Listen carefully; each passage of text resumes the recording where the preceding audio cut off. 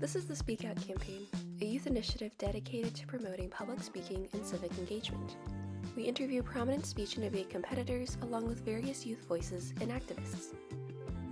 Today, I'll be speaking with Sam Chen, co-founder of Outreach Debate and an accomplished debater in multiple events, on how to get more connected in the speech and debate community. We'll be discussing his experiences in finding national success with PF, tips for new and returning PF debaters, and what improvements can be made to help students in the community connect better, and how he built his organization, Outreach Debate. Hope you enjoyed this episode.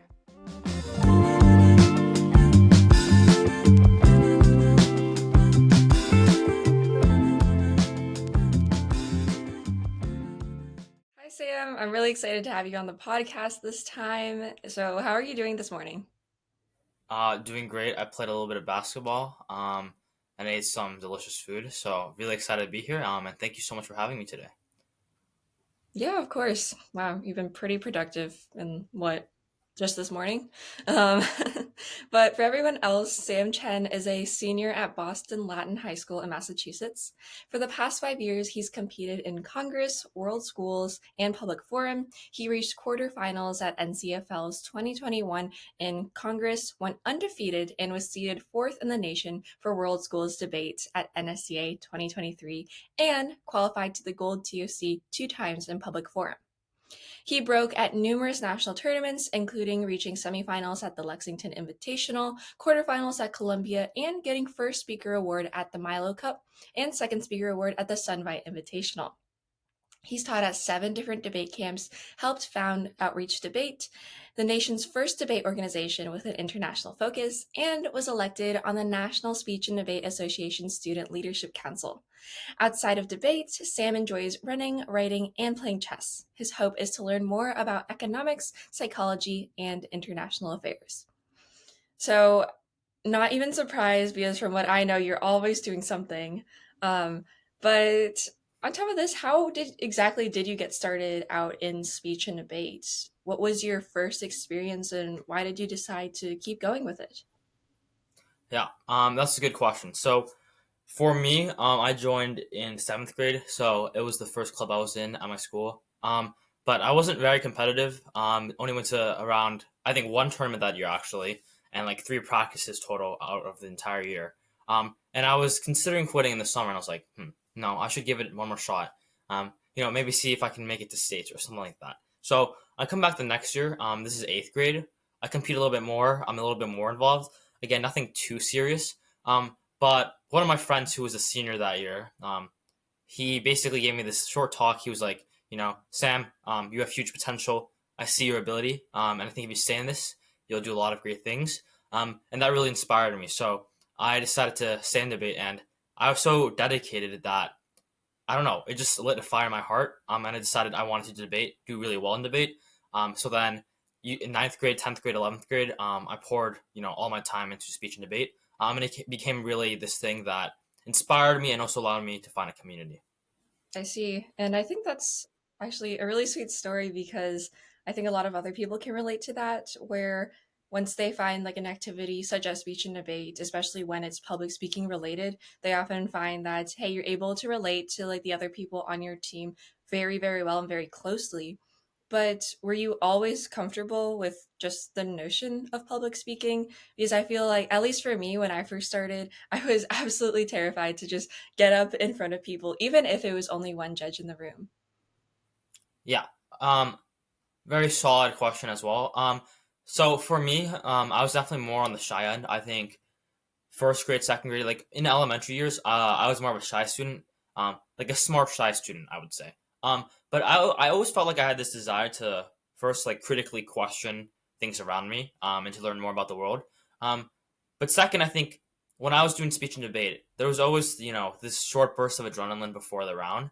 And that source of adrenaline really, really, really excited me. And I think that's one of the reasons why, first off, I loved it so much despite some of the fears. But second, I think, a lot of the best debaters, they don't think they're going to do speech and debate right off the bat, right? They get a little bit accustomed to it. And I think after you go to your 1st, 2nd, or 3rd tournament, you start seeing, oh, this is not so bad. And it's really, really exciting. You find friends. But also, I think that source of adrenaline is something that really, really stuck with me. early on and throughout like ninth grade. Got it. I've never heard of that before, so that's really interesting to me how you feel sort of this energy rush before your rounds, and I'm sure that's helped you in a multitude of ways. But do you come from a well-connected speech and debate community at your school? Yeah, good question. So my school is a little interesting. So I'll say a couple of things on this. So we had our team founded actually pretty recently. I think maybe 10 years ago or 20 years ago. In relative to like other schools, like that's a pretty short amount of time. But also I think our team existed in a lot of cycles. So we had a team. We had actually a couple of teams that were pretty solid. Back in the 2010s. Like one of them like qualified to the Gold TLC. And that was pretty big for our school because first that had never happened, but second, just qualifying to a national tournament was something that was really, really special. But after I joined around 2019 ish, and our team we had a lot of pretty strong members. So when I joined, we had a lot of strong freshmen and sophomores who would later go on to become some of my closest friends. But they first served as a community for me. But second, I think it was a very tight knit community, right? So we never had a small team per se, but we never had a really large team. So it was somewhere in that middle range where you could get to know everyone really closely, and they could be your closest friends. And the second thing I'll comment on this is I think something that was really valuable for me was that after rounds that I had, would just talk to people and learn from them. So I began to expand my community outside of just my school, and more so towards Massachusetts and national debaters. So I thought that was really interesting and also became something that really shaped me as a debater and as a person. I completely agree with that because I think my personal experience with just like expanding my network is very similar to that. Where after you Yeah. start going to these larger tournaments, you realize, hey, like you don't need to stay with your immediate team all the time. You can branch out and reach out to more people, and that's just the best way to learn things. But I also noticed how you talk a lot about the collaborative side and how connected you were with your team. Did, did this play a role in why exactly you wanted to pursue PF specifically? Because from what I know, PF is probably one of the most collaborative debate styles. And do you have any interesting stories from this? Yeah, for sure. So our team always started with PF, right? So it's always been the most popular event in our school. So right when you get into the debate, you get the option of public forum, and I think that was one of the only options we had.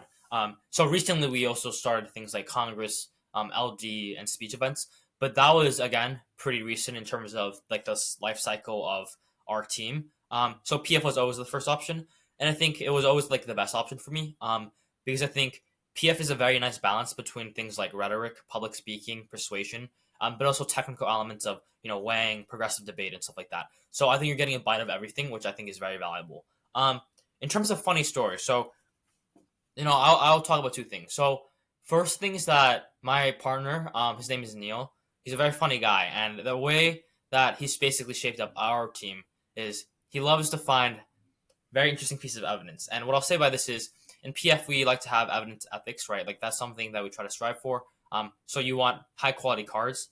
Mr. Neil here does not believe in that. So he'll find cards from wherever he can to basically make an argument. So one time he found an argument from Quora, he cut that, and that was his evidence.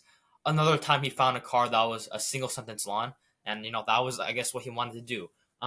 So yeah, very interesting guy. Had a lot of fun interactions with him, especially at overnight tournaments. And the second thing I'll say is that after every round or tournament we had, something we always did, and it became a part of our habit was to first debrief the round, try to learn from it, but also second to play games, right? So I remember after this brutal tournament where both our teams didn't break, we played codenames for like an hour, 2 hours, and we really just talked about life and had fun. So those were two moments that I think were they stood out to me.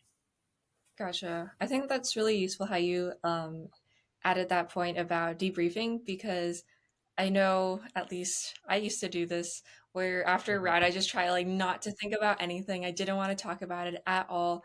And now on my team, now that there's like less LD debaters, now I'm struggling to find people to talk about it with. So Yeah. I think that's very, very useful and a good point to have. And I mean, I'm For sure. sure all those cards that you guys have, I'm not sure how it started out in the beginning, but from what it looks like, it's been working out for you. So good luck on that in the future. And Fair do enough. you have any tips? Do you have any tips for new PF debaters and or any tips for more seasoned PF debaters? Yeah, so I'll start with newer debaters. I always told the kids I instructed, I think, two things that always stuck out to me. And I'll give more advice later. But first advice, I think, if you're starting out, is you have to prep a lot, right?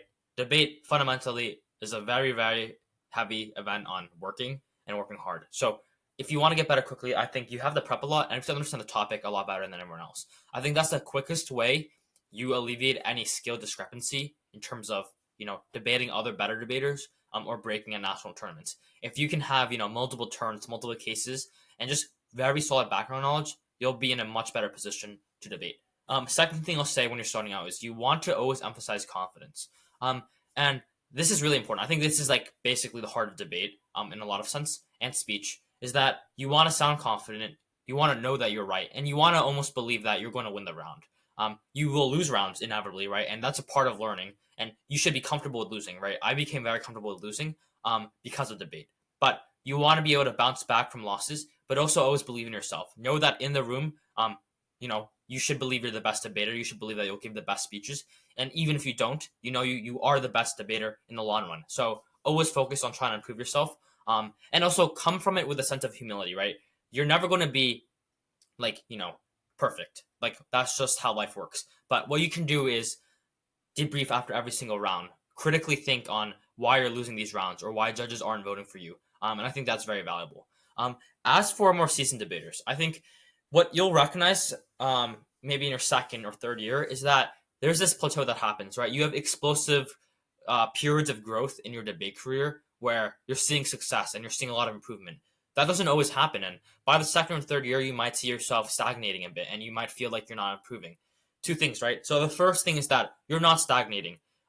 You are improving, you just don't see it, right? You have a bias towards yourself and you're not going to see those incremental changes. But over time, you will improve. And the second thing is, I think you want to take it from a back seat, right? Don't just view debate, I think, as round after round after round, wins or losses. You want to first, I think, view it from a community aspect where you're trying to have fun, you're trying to enjoy yourself. And I think once you can look at debate not in terms of wins or losses, but in terms of friends and community, you'll just enjoy debate a lot more, and you'll also learn a lot from other people. So, at the end of the day, debate is very tough. I think it's one of the toughest activities out there, and debaters don't get enough credit for what they do. So, push through. Losses are tough, but you're gonna win, and if you stay in the activity, you're committed, and I think you just approach it from a smart lens, you'll do fine. Gotcha. And from what I get from that, it's okay to be a little bit delusional when you're in debate, correct?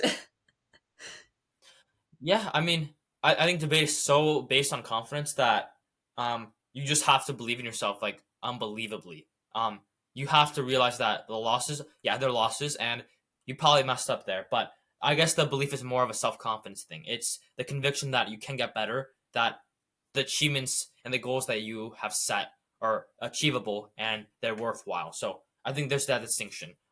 Yeah, but there's a balance between humility and confidence there. I think you want to be able to learn, but you also want to believe in yourself undoubtedly.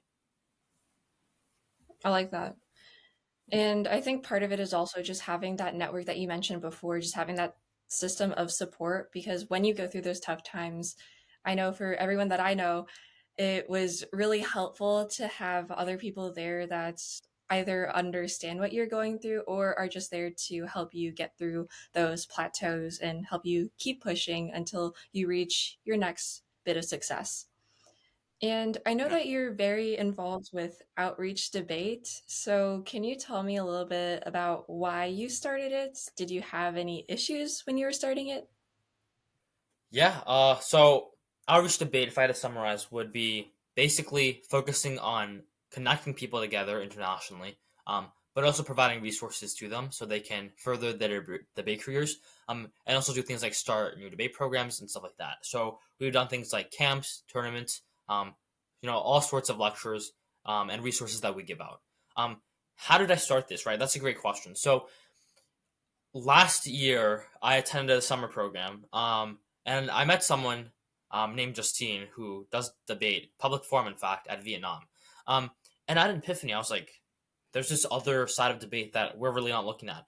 And I realized that on the USA, we were so focused on what the USA was doing, which was granted given that we just did debate in the US, but we had not realized that there was this other world of debate that did exist on the international level, and that people, who seemed so different, thousands of miles away, were in fact so similar to us. They went through the same challenges, the same achievements, and they really had almost the same perspective on the world, but they were just from a different place. So me and Justine, we became friends. But I contacted her one day and I was like, I really like what you're doing in Vietnam. I think it's amazing. And it's really great. And I was wondering if you want to maybe connect together and maybe start something where we can try to connect debaters all across the world.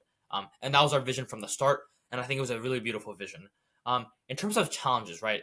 I think every organization has a couple challenges that always come up. So, for instance, it's stuff like recruiting people or getting people to be motivated. But I think one thing that was pretty lucky for me was because I had this background in debate with the US kiddos. I always had people that I could talk to in terms of trying to recruit, or people that I could utilize to instruct at camps.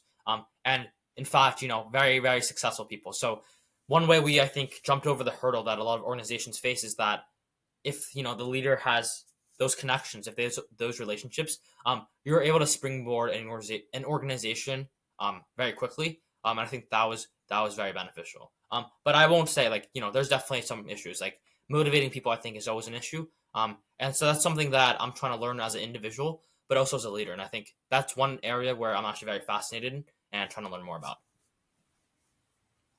I see. I like how you have that ideal that you want to maintain, but you also see like the areas for improvement. And I'm sure that you're definitely going to get where you're aiming for, just from what I know about how much you've been able to accomplish so far. And along with this, I know you said before that you talk to a lot of different people at tournaments, but for anyone just starting out, do you have any advice on getting better connected in the debate community? Is that the only way, or are there other ways to Yeah. reach out and get more of a network? Yeah, great question. So I think first it comes from a mindset that you want to learn more about others. And, it's hard to force that. But for me, I think I always had an interest in seeing other people's perspective. And this really amplified, I think, in my junior year where I wanted to see what other perspectives were. And that was a curiosity that I always had. So that was something I brought to me like wherever I went. But I think if you want to get more connected in debate, it's quite easy. And the reason it's so easy is I think on a fundamental level, so many debaters go through the same challenges, right? And I think challenges on one end can separate us, but on the other end, they can also unify us. And I think that's something that I always felt, right? That we could lose, and often debaters did lose, and we all have this competitive mindset that we wanted to win, we wanted to do better. But those two shared experiences of like one being competitive, but two losing rounds and often losing would be a very strong binder between people. So sometimes, after tournaments, I would congratulate people if they did well. I would be like, yeah, great job at, Emory. I think you guys did amazing. And I maybe broke down the round with them, asked them some questions, become genuinely interested in how they did and who they are as a person. But then second, if they lose, be there to comfort them. Like debaters are waiting for people to help them out. Because on a fundamental level, like our psychology is made so, losses hurt and we want to feel better. So it's not like you're using that, but you know that, you should be helping these people. And I think because I had felt those losses and also felt the warmth of a community, there was always that incentive within me to also, try to help others or learn what they're feeling and try to emphasize with them. And I think that emphasizing with others is really important because you start to see, we're not so different. We go through the same problems and we can really, really try to inspire and motivate people. So that's why, I became so social on the circuit. And I think really, you also have to adopt this perspective that the debate community is really not that big. At first, it seems like, oh, like there's so many different people. But by my, I think, junior, sophomore, and senior year, most of the teams that were nationally ranked, I knew at least somewhat. At least I had a mutual, or like I literally knew them and we were pretty close friends. And I think that's because, the debate community might seem big, but in terms of, the teams that I guess are showing up consistently to the national tournaments, they're pretty regular people and there's not going to be huge discrepancies. That is also to say that you should always have that, I think, perspective on trying to find other people because there are so many debaters out there.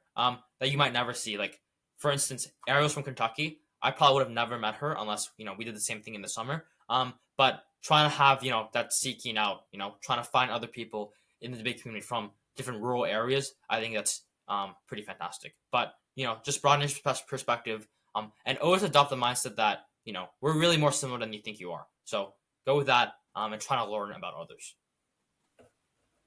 Yes, I really like that sentiment that you have, that debate really is not as big as we might think, because that was something that fooled me at first. I thought it was this huge national thing where I would never be able to meet most of the people, but I had the same experience. Like as you said, as I keep going, I keep noticing that the same people are popping up, and that we really aren't that different, as much as it may seem that we're from different states, or even if we do different Yeah. events, all of us still have the same end goals, and we still often take the same approaches to things. So it is always a lot easier than you might think to try to reach out to someone. And I highly encourage everyone to go out and just reach out to new people at every tournament that they go to. But from what I have heard so far, like with Emory and everything, you do a lot of progressive debates, correct? Yeah, interestingly, I mean, I do a mixture. So I definitely am enthusiast of progressive debate, but I've done everything from, like, again, I said Congress, worlds, and public forum. So a lot of my background is just trying to do everything. So I've had experience running case, doing more flay arguments and doing more lay arguments. And what I'm trying to get at more is the differences between traditional and circuit debate, because I feel that in the last few years, especially, there has become a major gap in not only the types of arguments that are being run, but the types of people that do it. I feel that for most of the people that I know, they either only do chat or they only do progressive. And it's very hard to find people, I guess, like you, that do both of them. So, how do you think we are able to bridge that knowledge gap? And is there any method for us to better connect with people who are in different Yeah. styles? Yeah, so I'll start off by saying I think PF is a little interesting because, again, I think it is like this event where you have to do literally everything. You'll have lay, flay, and tech judges, whereas other events are a little bit more separated. So, like Congress, for instance, you typically have more lay judges, and even if you have a tech judge, you have to focus on persuasion and rhetoric. Whereas in LD, at least on the national circuit, it's very dominated by just technical debate, and that's like part of the culture that has progressed over years. So like bridging off of that, right? I think one of the issues on why it's not connected right now is just because like they're going to different tournaments and they've built up different cultures at these tournaments. So like on the national circuit, the norm is disclosure, the norm is running theory and case. Whereas if you're doing LD in a more localized area, it's very much traditional. So in terms of how you would bridge this, I think a couple things. So first off, I think you really need someone or I think an organization to try and actively bridge that because it's not going to bridge by itself, right? Like if you're from rural Arkansas and you're trying to do progressive debate, it's really not going to happen unless you have the coaching, the resources, or the judges. So I think it has to fundamentally come from a novel perspective and someone who maybe has that experience who is willing to help out. And that's something we're trying to do at Outreach Debate, right? Trying to bridge these different communities. But I think also if you are in a rural area or you're in a progressive area, just being proactive about what others are doing is really great. Like it's not impossible to find these people, but you have to be really active about doing that, right? That has to be on your mind. It has to be something you're interested in. And the final thing I'll say is that I think it's very, very, very valuable to have knowledge in both categories. Like certainly for me, just on face value, adapting to other judges is very necessary, and you need to have the ability to do technical debate and also lay debate. But I think also on the second level, it's also the most educational because if you're just doing progressive debate, I think one issue is that you're not learning enough about topical knowledge, and I think topical knowledge is incredibly important.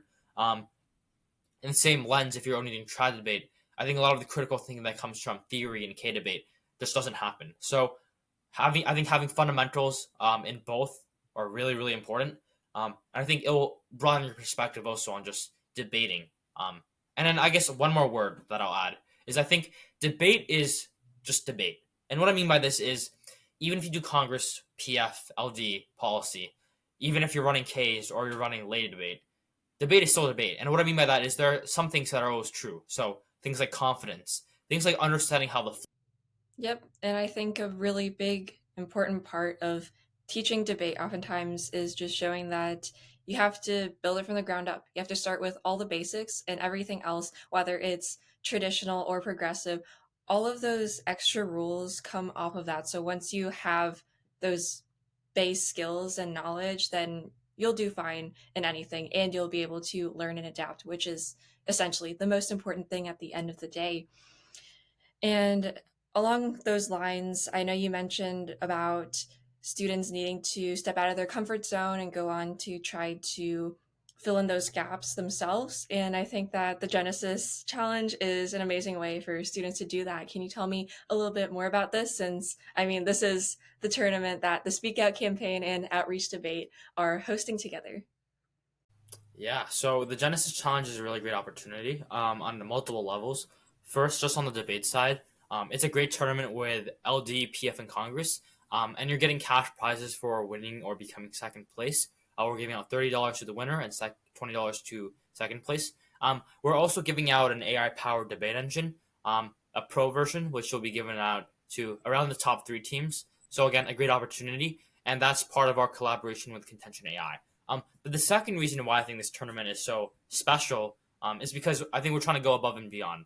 And what I mean by that is it's not just a tournament. I think it's a experience that'll help broaden your perspectives and see new ways to view debate. What we're trying to do here is essentially use your voice as a powerful weapon for changing your community. So we're inviting guest speakers, like my friend Jennifer, who had Elizabeth Warren as a speaker, lobbied Congress a couple of times, doing amazing things in the political sphere, but also a fantastic debater. So she's going to talk a little bit about how she bridged those two things and how debate helps you really find your voice. And I think that's really amazing. So it's going to be a lot of fun. It's from September 1st to 3rd. I hope you can join us. Totally free, no judging obligations. We'll take care of that on our end. So if you're ever interested, reach out to Ariel, reach out to me, and you can find our Instagrams through this podcast. Yeah, you worded it perfectly. This is just a really great opportunity for students to use what they earn from this tournament, whether that's the cash prize or contention AI, to bridge those gaps in resources that I know exist in many areas across the United States. Because debate, speech, these are expensive activities, and we're trying to help students make it as accessible as possible and teach them the ways that we can implement civics into what we learn, since too many times students do debate and then they don't know how to carry those values or skills forward into their own communities. So I'm really excited to be doing this partnership with you, Sam.